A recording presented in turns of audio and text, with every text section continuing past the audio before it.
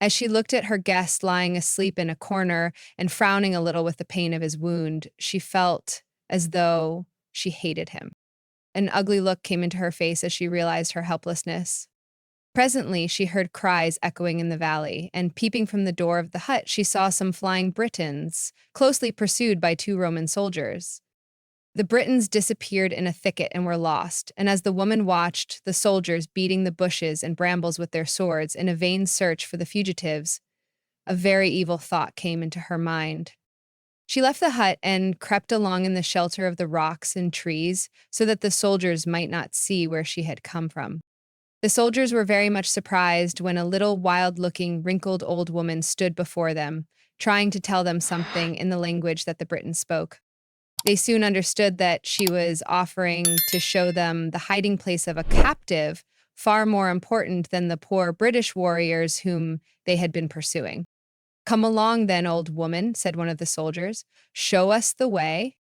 A sly look came into the woman's small twinkling eyes. "Wait a little," she said. "What are you going to give me for delivering this great captive into your hands?" The soldiers looked at each other, and then one of them offered her a gold coin. The old woman shook her head. "No," she said. "This is a very, very great man, and the Romans would like very much to catch him. You must give me far more than that if I show you the way to his hiding place." The soldiers consulted together for a moment. From the old woman's manner, she evidently had a noted chief or leader in her power. "Here, old dame," they said, "if your prisoner is of such importance, you must come with us to the general." The old woman was delighted. The Roman general was, of course, a very rich man, and no doubt he would give her a great deal of money for the captive. "Let us be quick," she said. "My prisoner may wake up and go away before we come back."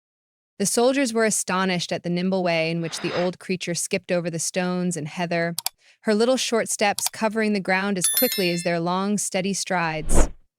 They were almost inclined to think that she must be one of the witches about whom the Britons told such strange stories. The general was not far away, and soon the old woman's little greedy eyes were looking up into his grave, stern face.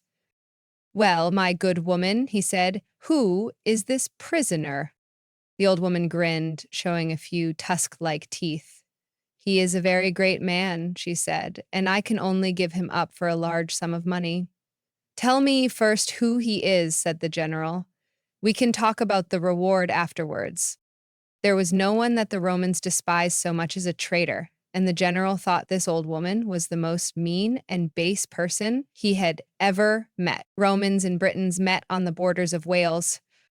The Britons, looking down from their mountains, saw the Romans on the plain far below.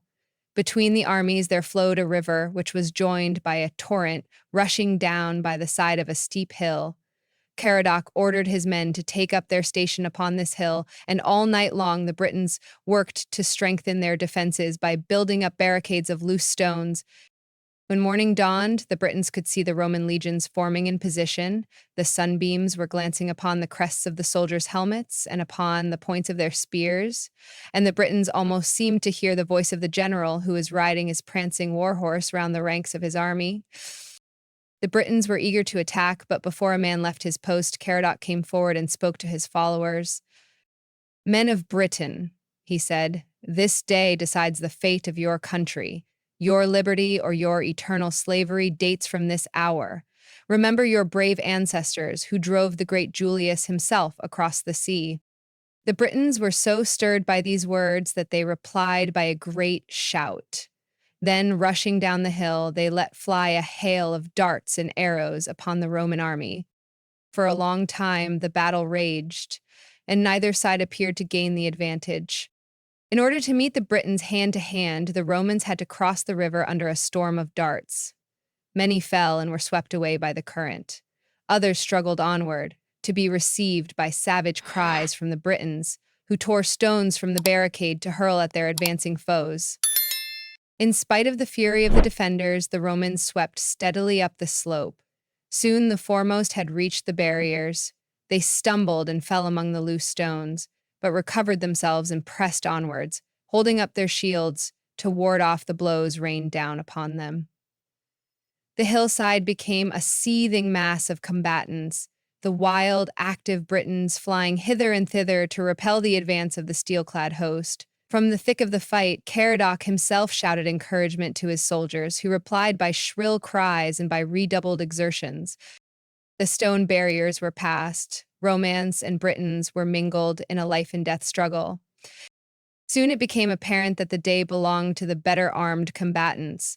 The soft copper swords of the Britons had been blunted upon the steel breastplates of the Romans, while their own wooden shields were hacked to pieces by the Roman swords.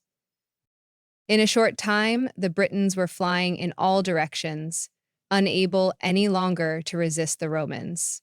Caradoc's two brothers were taken prisoners, and his wife and daughter fell into the hands of the conquerors. The British leader himself, weary, wounded, and disheartened, found his way to the hut of his mother-in-law and asked her for shelter.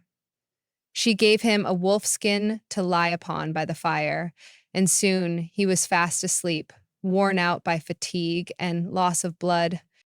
For a time, the old woman sat and watched him. It had needed no words from the wounded, half-fainting chieftain to tell her that the day was lost. She thought of the proud Romans who were now masters of the country, of the villages which would be burned, and of their inhabitants who would be carried away into slavery. Being a selfish old woman, she soon began to think less of other people's troubles than of her own. What would happen to her, she wondered.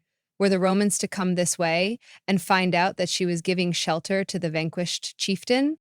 She trembled as she thought that soon this poor hut might shelter her no longer, that her few belongings might be taken away from her, and she herself be driven out to perish upon the cold hillside.